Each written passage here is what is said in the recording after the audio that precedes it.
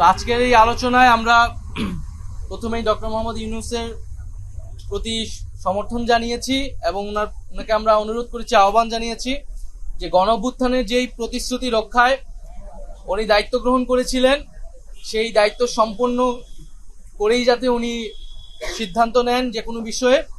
তা আমাদের আলোচনায় যেই বিষয়গুলা গুরুত্ব পেয়েছে, আমরা বলেছি যে আওয়ামী লীগ নিষিদ্ধের আন্দোলনে জুলাই ঘোষণাপত্র বাস্তবায়নের একটি দাবি ছিল এবং সরকারের পক্ষ থেকে 30 দিন আমাদেরকে বলা হয়েছিল, 30 কার্য দিবসের মধ্যে সেটি হবে। তো নির্ধারিত সময়ের মধ্যে যাতে জুলাই ঘোষণাপত্র জারি করা হয়, প্রদান করা হয়, সেই বিষয়ে আমরা আহ্বান জানিয়েছি এবং সরকারের পক্ষ থেকে, ডক্টর ইউনূস স্যারের পক্ষ থেকে আমাদেরকে আশ্বস্ত করা হয়েছে। দ্বিতীয়ত, আমরা যে জুলাই গণঅভ্যুত্থানে শহীদ হয়েছেন, শহীদ পরিবার এবং আহত যারা রয়েছেন তাদের যে পুনর্বাসন প্রক্রিয়াটা, সেই প্রক্রিয়া কাজটা ধীরগতিতে আগাচ্ছে। সঞ্চয়পত্র, গণঅভ্যুত্থান অধিদপ্তর থেকে যে সঞ্চয়পত্র দেওয়ার কথা ছিল সেটি এখনো সকল শহীদ পরিবার পায়নি। মাসিক ভাতা দেওয়ার কথা ছিল, সেই ভাতা দেওয়াটি এখনো শুরু হয়নি।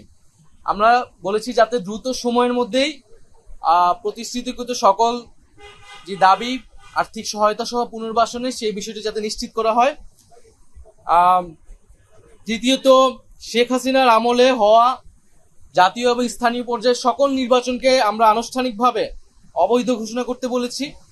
কারণ সেই সময়টা শেখ হাসিনা একটা ফ্যাসিবাদী শাসন ব্যবস্থায় ইলেকশন করেছিল এবং মানুষের ভোটাধিকার হরণ করেছিল। রাতের ভোট হয়েছে, দামি নির্বাচনের ভোট, দামি প্রার্থীর ভোট হয়েছে। ফলে সেই নির্বাচনগুলো নিয়ে প্রশ্ন রয়েছে এবং এই নির্বাচনগুলোকে সেই সময়ের বিরোধী রাজনৈতিক দলগুলোও বিভিন্ন সময় প্রত্যাখ্যান করেছে। ফলে আমরা মনে করি যে সেই নির্বাচনগুলো থেকে আবার সেই নির্বাচনগুলোকে আবার আদালতে নিয়ে যে এক ধরনের পরিস্থিতি তৈরি করা হচ্ছে। তো সেই বিশৃঙ্খলা এড়াতে সেই পূর্বের নির্বাচনগুলোকে আইনগতভাবেই অবৈধ ঘোষণা যাতে করা হয়। আমরা চতুর্থত বলেছি যে ইলেকশন কমিশনের উপর আস্থা রাখতে পারছি না রাজনৈতিক দল হিসেবে। সেই ইলেকশন কমিশন পুনর্গঠন করে যাতে স্থানীয় সরকার নির্বাচনের দ্রুত আয়োজন করা হয়। এর ফলে নাগরিক সেবা যেই দুর্ভোগটি হচ্ছে, নাগরিক সেবা পাচ্ছে না জনগণ, সেটি নিশ্চিত করা সম্ভব হবে।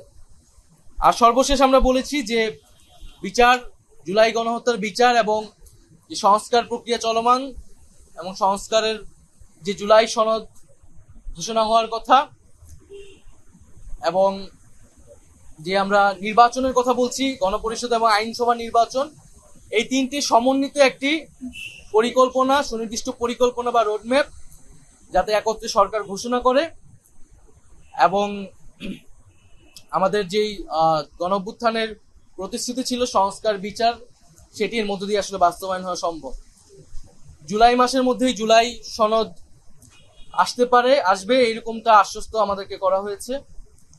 আমরা বলেছি যে বিচারটাও কবে শেষ হবে, কোন প্রক্রিয়া আগাবে এবং নির্বাচন যেটা জানুয়ারি থেকে ডিসেম্বর থেকে জুনের মধ্যে হওয়ার কথা, সেটারও একটা সুনির্দিষ্ট পরিকল্পনা যাতে সরকারের পক্ষ থেকে ঘোষণা করে। মোটা দাগে এই 5টি বিষয়ে আমাদের আলোচনা হয়েছে। আমরা একই সাথে সমন্বিতভাবে 3টা বিষয়ের একত্রে একটা রোডম্যাপ চেয়েছি, যেখানে জুলাই গণহত্যার বিচার, সংস্কার বা জুলাই সনদ এবং আমরা যে গণপরিষদ এবং আইনসভা নির্বাচন চাচ্ছি সেটি সমন্বিত একটি। আমরা সুস্পষ্টভাবে বলেছি যে ছাত্র উপদেষ্টা যারা রয়েছেন তারা গণঅভ্যুত্থানের প্রতিনিধি আকারে সেই প্রেক্ষিতে সরকারকে গিয়েছিলেন, সরকারকে বৈধতা দিয়েছে।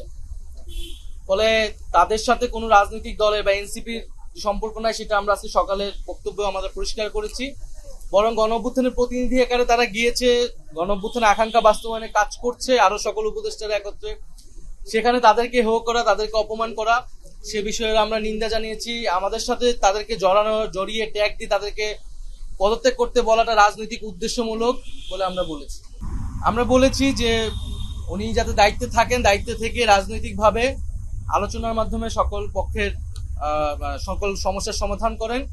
কোনো রাজনৈতিক দল নয়, বরং জনগণ এবং যে গণ অভ্যুত্থানকারী ছাত্র জনতা, তাদের আহ্বানেই তিনি দায়িত্বে এসেছেন এবং তাদের আকাঙ্ক্ষা বাস্তবায়নের জন্যই তিনি আসলে কমিটেড। কোনো রাজনৈতিক দলের প্রতি তিনি কমিটেড নয়।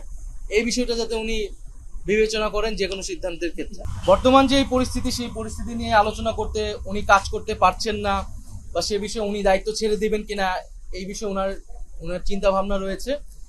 এটা তো অলরেডি মিডিয়া এবং সোশ্যাল মিডিয়ায় এসেছে, আসলে সেই প্রেক্ষিতেই আজকের এই বৈঠক। সরকার বা ডক্টর মোহাম্মদ ইউনূস হতাশা ব্যক্ত করেছেন, কারণ হচ্ছে যেই প্রতিশ্রুতি নিয়ে উনি দায়িত্বে এসেছেন, এবং সেই সময় আমরা যেহেতু আন্দোলনের প্রতিনিধি ছিলাম, আমরাই ওনাকে আহ্বান করেছিলাম গণঅভ্যুত্থান পরবর্তীতে একটা নতুন বাংলাদেশ গঠনের জন্য।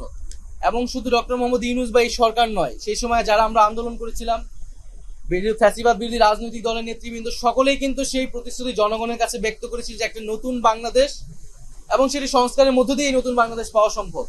সেই নতুন বাংলাদেশের প্রতিশ্রুতি থেকে কোনো পক্ষ সরে আসছে বলে ডক্টর মোহাম্মদ ইউনূসের মনে হচ্ছে, এবং ওনাকে চাপ প্রয়োগ করে বিভিন্ন দাবি আদায়ের চেষ্টা চলছে।